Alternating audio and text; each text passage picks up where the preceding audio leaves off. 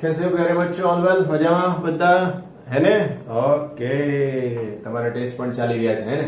બહુ સરસ પ્રિપેર કરીને ટેસ્ટ આપતા હશો. સાચું બોલજો હે ને? ટેસ્ટ સારી રીતે લખો છો ને? બહુ સરસ. ચાલો, બહુ ડાયા છોકરાઓ છો તમે. એટલે છોકરીઓ પણ ડાઈ જ છે ભાઈ. હા, ઓકે. ચેપ્ટર નંબર 5 આપણું દોડી રહ્યું છે. નાઇસ. ઓકે, ચેપ્ટર નંબર 5 માં સ્વાધ્યાયનો 5.9 નંબરનો દાખલો આપણે લઈ રહ્યા છીએ.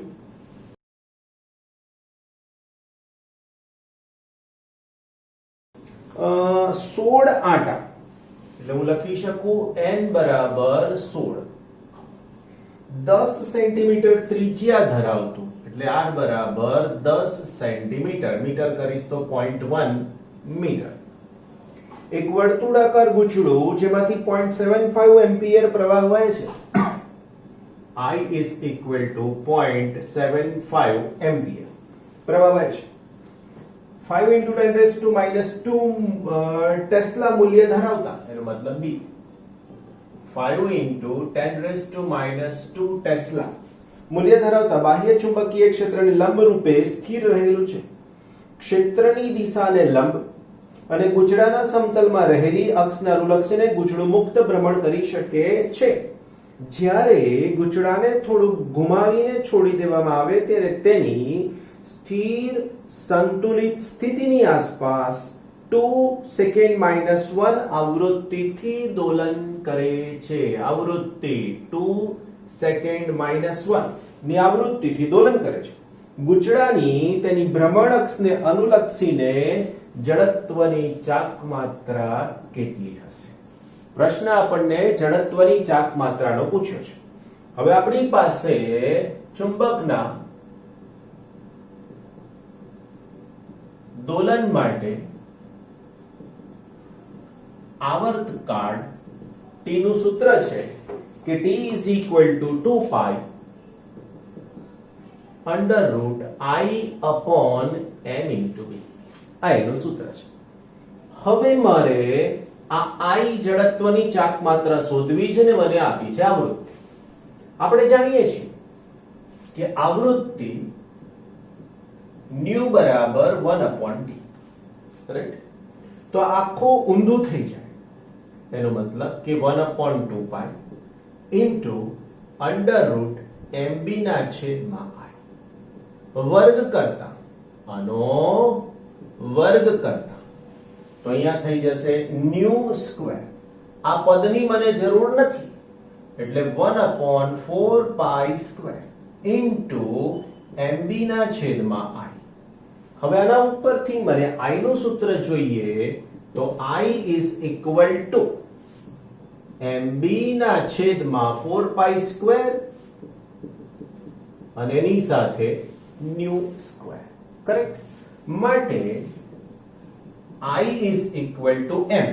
ઓકે, ડાયરેક્ટલી મને m તો આપેલા નથી, તો અહીંયા લખું કે m is equal to n I a. પણ એ એટલે તો આડછેદનું ક્ષેત્રફળ ત્રિજ્યાને ધ્યાનમાં લઈને તો n I into pi into r square, right? તો અહીંયા આવશે n I pi r square. Correct? Okay, એક પાઈ આની સાથે કેન્સલ થઈ જશે. તો હવે I is equal to મેં m તો લખી દીધા મારા વાલા બચ્ચા, એટલે m કાઢી નાખવાના. કેમ? તો કે આ બધું m ની જગ્યાએ તો મૂક્યું આપણે, હે ને? ના, તો હવે અહીંયા સૂત્ર થઈ ગયું bn into I into r square ના છેદમાં 4 પાઈ અને ન્યુ સ્ક્વેર. તો હવે હું આની અંદર બધી જ વેલ્યુ જે આપણી પાસે છે માત્ર મારે મૂકવાની છે, બસ, બીજું કંઈ નથી. સો therefore I is equal to b 5 into 10 raised to minus 2. n એટલે આટાની સંખ્યા એટલે 16, I એટલે પ્રવાહ 0.75, r એટલે ત્રિજ્યા 0.1 નો સ્ક્વેર એટલે 0.01, 4 into 3.14 અને ન્યુ નો સ્ક્વેર એટલે 4. હવે તમે I એટલે જડત્વની ચાક માત્રા I is equal to આના ઉપરથી શોધી શકો છો. એનો આન્સર હશે kg મીટર સ્ક્વેર. આટલું કામ તો તમારે કરવું જ પડશે. જેમાં અહીંયા આનો ગુણાકાર ભાગાકાર બધું લઈને જવાબ મેળવવાનો રહેશે. આટલું કેલ્ક્યુલેટર થી થાય. બરાબર કે નહીં? ગુડ. 5.10 નંબર જો શું કે છે?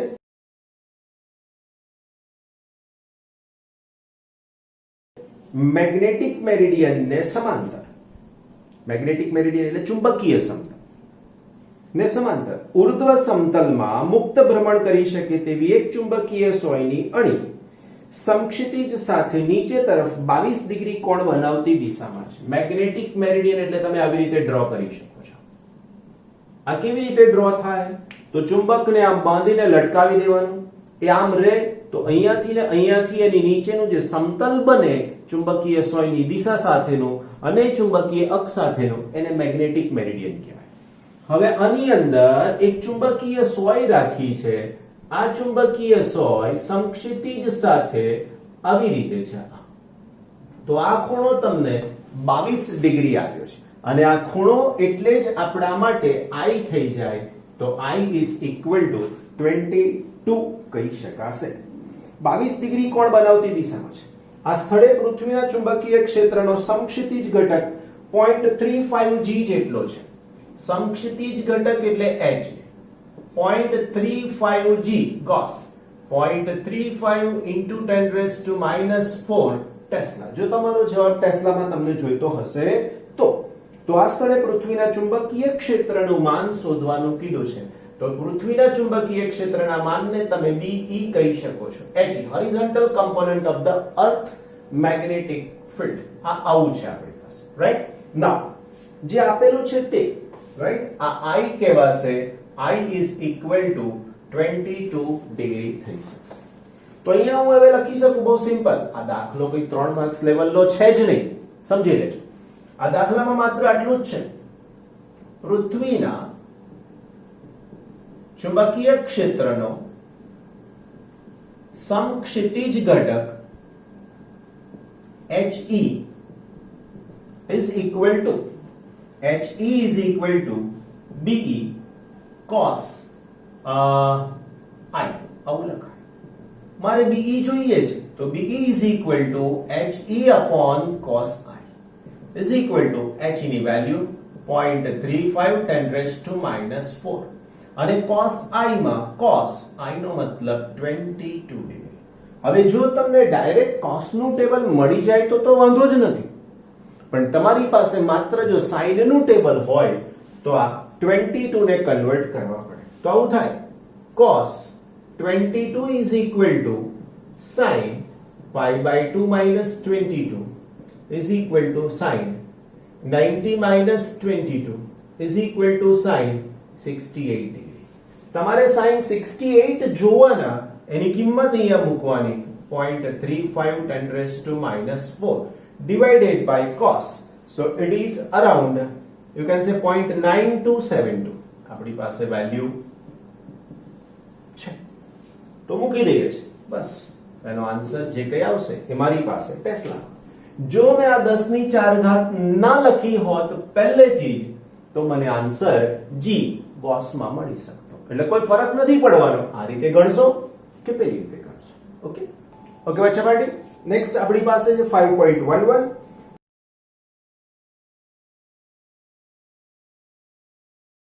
આફ્રિકામાં કોઈ સ્થળે ચુંબકીય કંપાસ ભૌગોલિક ઉત્તરથી 12 ડિગ્રી પશ્ચિમ તરફ દિશા દર્શાવે છે. જો હું આકૃતિમાં તમને સમજાવું તો આવું કંઈક થાય. આ થાય જીઓગ્રાફિકલ નોર્થ, આ થાય જીઓગ્રાફિકલ સાઉથ. તો GN નો મતલબ ભૌગોલિક ઉત્તર, રાઈટ, અને GS નો મતલબ ભૌગોલિક દક્ષિણ, રાઈટ. ઓકે, હવે અહીંયા ચુંબકીય ઉત્તર રહેશે તો આને મેગ્નેટિક નોર્થ કહીએ અને આને મેગ્નેટિક સાઉથ કહીએ. જે ચુંબક લટકાવવાના છે એની વાત છે હો. MN તો અહીંયા લખીએ ચુંબકીય ઉત્તર અને અહીંયા MS નો મતલબ ચુંબકીય દક્ષિણ, રાઈટ. નાઉ શું કીધું છે? ચુંબકીય સોયની અણી સમક્ષિતિજ સાથે નીચે તરફ 22 ડિગ્રી કોણ બનાવતી દિશામાં છે, રાઈટ? ઓકે, સોરી, આ તો 10 નંબર છે. આફ્રિકામાં કોઈ સ્થળે ચુંબકીય કંપાસ ભૌગોલિક ઉત્તરથી 12 ડિગ્રી પશ્ચિમ દિશા દર્શાવે છે. એનો મતલબ કે આ 12 ડિગ્રી, આને કહેવાય મેગ્નેટિક ડેક્લિનેશન. તો અહીંયા લખાય મેગ્નેટિક ડેક્લિનેશન. મેગ્નેટિક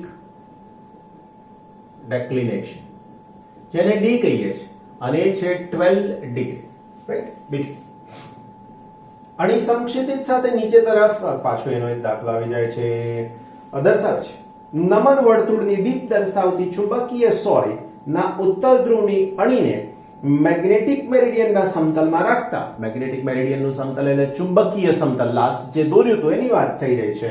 રાખતા તે સમક્ષિતિજ સાથે ઉત્તર તરફ 60 ડિગ્રી કોણ બનાવે છે. એટલે અહીંયા લખી શકાય એંગલ ઓફ ડીપ, જેને આપણે આઈ કહીએ છીએ, અને થઈ જશે 60 ડિગ્રી. પૃથ્વીના ક્ષેત્રનો સમક્ષિતિજ ઘટક 0.16 g છે. એનો મતલબ પૃથ્વીના ક્ષેત્રનો સમક્ષિતિજ ઘટક એટલે h 0.16 g છે, ગોસ.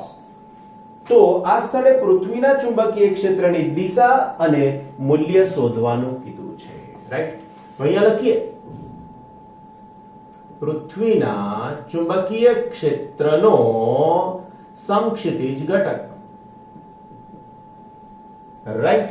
તો હું એને કહીશ HE is equal to BE cos phi અથવા તો cos I. ઘણીવાર આ સૂત્રને તમે BH is equal to B cos phi આવું પણ લખશો. આ બંને એક જ છે, આપણી બુક પ્રમાણેના સિમ્બોલ લાગે છે, જનરલ બધે જ આ સિમ્બોલ વપરાય છે, પણ આપણે આપણી બુક પ્રમાણે જઈશું, રાઈટ? હવે મને HE આપેલા છે, મને BE શોધવાના કીધા છે, તો BE is equal to મારે પાછું લખવું પડશે HE upon cos I. તો HE કેટલા છે? 0.16. cos I એટલે cos 60. 0.16 અને cos 60 એટલે 1/2, હે ને? અને 1/2 એટલે 0.16 into 2 મારા વાલાઓ. તો BE is equal to 0.32 g Gauss થઈ જશે, કરેક્ટ? હવે પ્રશ્ન છે એની દિશા લખવાનો. કોની દિશા? તો કે ચુંબકીય ક્ષેત્રની દિશા. તો આવી રીતે લખાય, ચુંબકીય ક્ષેત્રની દિશા પૃથ્વીના ભૌગોલિક ઉત્તર ધ્રુવથી પશ્ચિમ તરફ 12 ડિગ્રી અને તે સમતલથી એટલે કે ચુંબકીય સમતલમાં તેની દિશા 60 ડિગ્રીના ખૂણે મળે છે. ફરીથી, ભૌગોલિક ઉત્તર ધ્રુવથી આ બાજુ પૂર્વ આવે એવું, આ બાજુ પશ્ચિમ આવે, પશ્ચિમ તરફ 12 ડિગ્રી અને તે ચુંબકીય સમતલમાં તે 60 ડિગ્રી સમક્ષિતિજ સાથે છે એવું કહી શકાય. આવા શબ્દો લખાવા જોઈએ તો તમને પૂરા માર્ક્સ મળી શકશે, હે ને? ઓકે બચ્ચા પાર્ટી, નેક્સ્ટ પેજ નંબર 201 જ લઈ રહ્યા છીએ આપણે, ધ્યાન રાખજો એકદમ. ક્વેશ્ચન નંબર છે 5.12.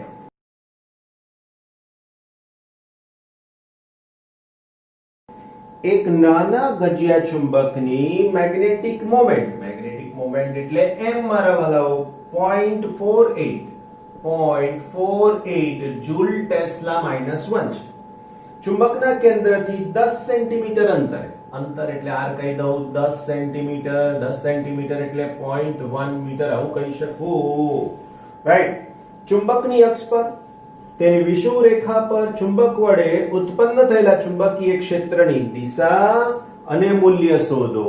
બે વસ્તુ પૂછ્યું છે, દિશા. તો નંબર એ માં શું આવશે? ચુંબકની અક્ષ પર, રાઈટ? તો ડાયરેક્ટ મારી પાસે સૂત્ર થાય B is equal to mu naught upon 4 pi into twice m upon r cube. બસ કિંમત જ મૂકો ખાલી એટલે તમને તરત જ આન્સર મળી જાય બચ્ચા party. mu naught 4 pi 10 raised to -7 divided by 4 pi 2. m ની વેલ્યુ 0.48. નાઉ હવે આ 0.1 નો ઘન કરવાનો તમને. સો 0.1 અને એનો ઘન, રાઈટ? તો હવે 2 અને 0.48 તો અહીંયા થઈ જશે 0.9 અને 6 into 10 raised to minus 7 0.1 હવે આ 0.1 ની જગ્યાએ તમે લખી શકો છો સાઈડમાં 0.1 બરાબર 10 ની -1 ઘાત અને એનો ઘન તો 10 ની -3 ઘાત સો 0.96 અહીંયા જ કરી દઈએ કારણ કે આગળ બીજું શોધવાનું છે 0.96 into 10 raised to -3 ઉપર જાય એટલે -4 રાઈટ આટલા ટેસ્લાનું ચુંબકીય ક્ષેત્ર હશે હવે કઈ દિશામાં છે તો નક્કી છે કે એની દિશા ચુંબકીય અક્ષ પર જ હોય આવું ચુંબક તમે બતાવશો તો અહીંયાથી તમારી પાસે આવી રીતની દિશા હોઈ શકે છે રાઈટ તો અહીંયાથી ચુંબકીય ક્ષેત્રનો જો આ n ધ્રુવ આ એનું કેન્દ્ર છે આ એનો n ધ્રુવ આ એનો s ધ્રુવ તો અહીંયાથી એનું અંતર 10 સેન્ટીમીટર તો આ બિંદુને p કહી દઈએ રાઈટ 10 સેન્ટીમીટર રાઈટ આ બિંદુને p કહી દઈએ તો p પાસે એની દિશા કઈ બાજુ હશે તો કે આ તરફની હશે તો લખી શકાય અહીં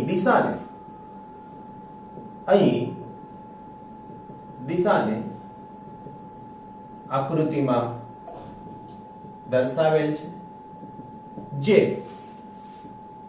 અક્ષ પર છે ચુંબકીય અક્ષ પર છે રાઈટ નંબર બી જે શોધવાનું છે બચ્ચા માટે તો બી તેની વિષુવ રેખા પર ચુંબક વડે ઉત્પન્ન થયેલા ચુંબકીય ક્ષેત્રની દિશા અને મૂલ્ય શોધો હવે ચુંબકની અક્ષની જેમ અહીંયા લખી શકીએ ચુંબકની વિષુવ રેખા પર તમારે માત્ર આટલું કરવાનું વાલા બચ્ચાઓની અંદરથી કે μ0/4π into b m upon r cube જો કોઈ તમારા જેવો ડાયો સ્ટુડન્ટ્સ એકદમ શાર્પ હોય ને તો આ બધું લખે ખરો પણ જવાબ એકદમ સરસ રીતે ગણતરી કર્યા વગર પણ મૂકી શકે એની માટે ખાલી તમારી થોડી સ્માર્ટનેસ જરૂરી છે જો ડાયરેક્ટ મેં લખી દીધું 4π તો કેન્સલ થઈ ગયા રાઈટ તો હવે ડાયરેક્ટ અહીંયા answer 0.48 into 10 raised to -4 tesla બરાબર હવે આની દિશાની વાત કરી દઈએ તો આની દિશા તમને આ ચુંબક અહીંયાનો આ n ધ્રુવ અહીંયાનો આ s ધ્રુવ હવે આ એની ડાયપોલ થઈ ગઈ તો હવે ડાયપોલ n થી s રાઈટ તો અહીંયા n તો અહીંયાનું ચુંબકીય ક્ષેત્ર અહીંથી આમ જાય તો અહીંથી આ દિશામાં મળી શકશે ચુંબકીય ક્ષેત્રની દિશા રાઈટ તો અહીંથી ઉપર અને આ તરફ ચુંબકીય ક્ષેત્ર હશે અને આ દિશા વિષુવ રેખા દર્શાવે તો અહીંયા લખી શકીએ અહીં ચુંબકીય ક્ષેત્રની દિશા એ તેની વિષુવ રેખા પર છે રાઈટ જે કઈ બાજુ છે તો એક્ચ્યુઅલી n થી s તરફ છે વિષુવ રેખા પરના બિંદુ ઓકે પરના બિંદુ એવું લખીએ પરના બિંદુ p પાસે બિંદુ p પાસે n થી s તરફ છે કરેક્ટ સેલા દાખલા છે આ બધા જોઈ તમે એક નાના સૂત્રો જે કમ્પેરિઝન વાળા આવે છે એ જ ઉપયોગમાં લેવાના છે બીજું નવું કશું અહીંયા હોતું જ નથી રાઈટ ને વાલા મારા બચ્ચા માટે પેજ નંબર 201 પર સ્વાધ્યાયનો દાખલા નંબર 5.13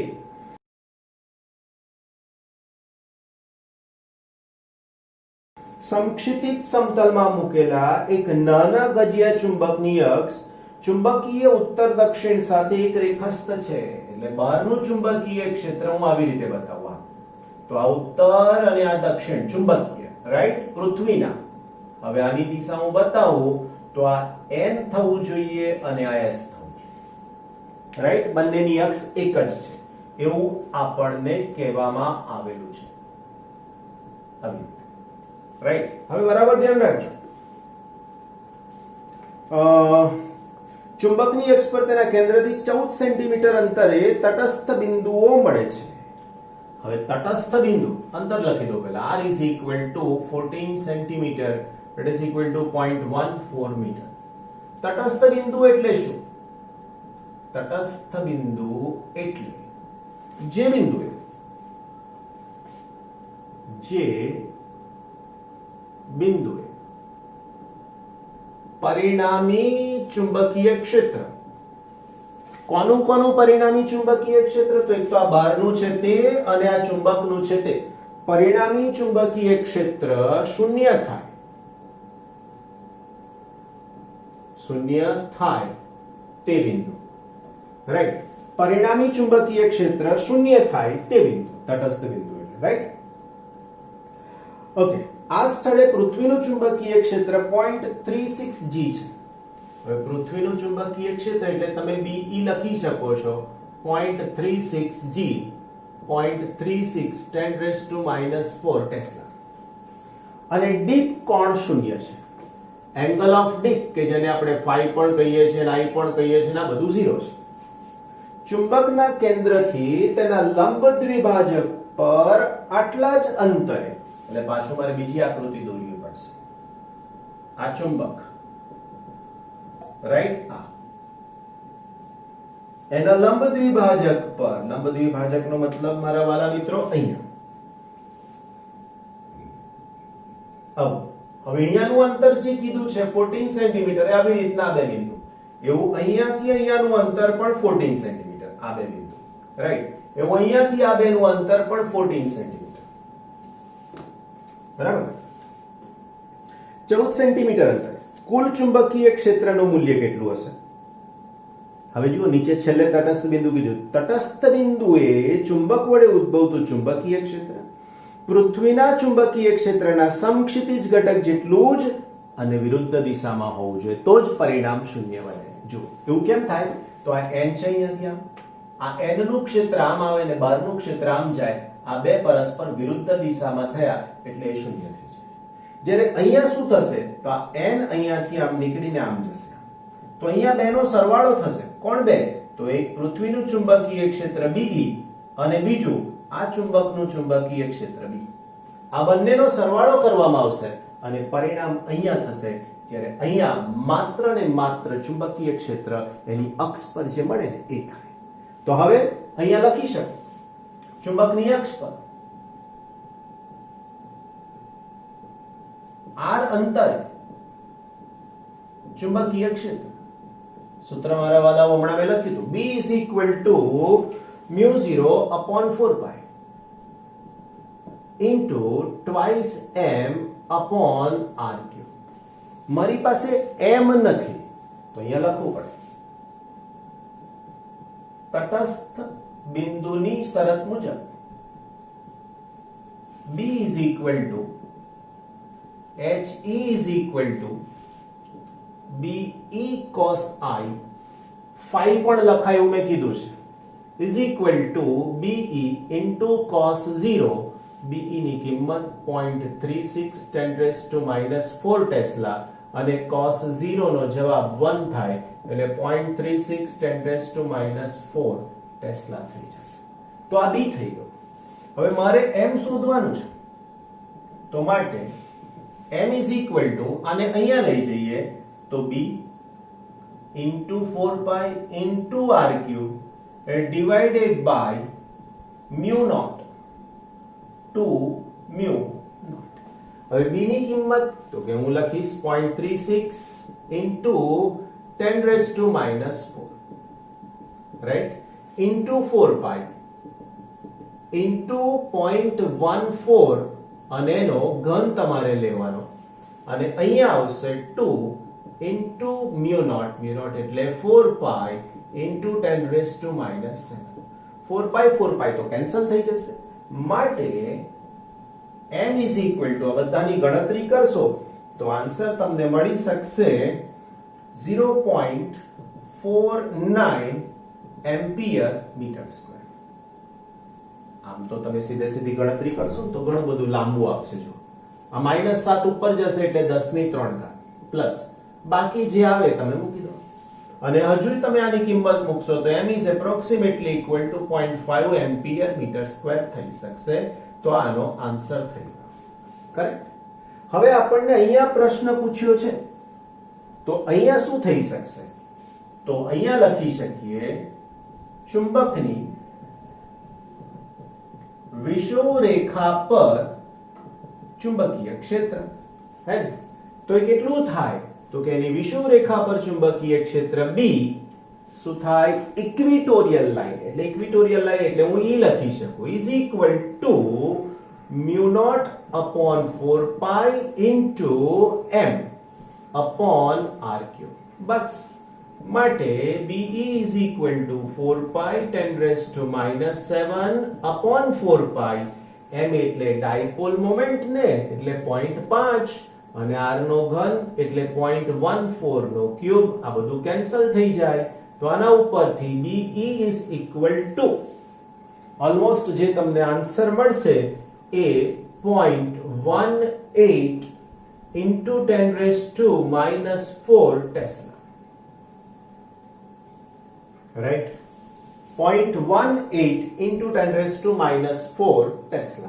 અડધું થઈ જાય બેઝિકલી આનાથી. આ જે મૂલ્ય છે ને એનું અડધું કરો એટલે તમને અહીંયા મળી જાય. હવે લખી શકીએ માટે વિષુવરેખા પરના તે બિંદુ પાસે પરિણામી ચુંબકીય ક્ષેત્ર B is equal to BE plus BE બે BE નો સરવાળો હે ને તો BE is equal to 0.18 10 raised to minus 4 plus 0.36 into 10 raised to minus 4 તો is equal to answer 0.54 into 10 raised to minus 4 Tesla. તો આ થઈ ગયું વાલા બચ્ચા પાર્ટી પરિણામી ચુંબકીય ક્ષેત્રનું મૂલ્ય રાઈટ પડીને ખબર વેરી ગુડ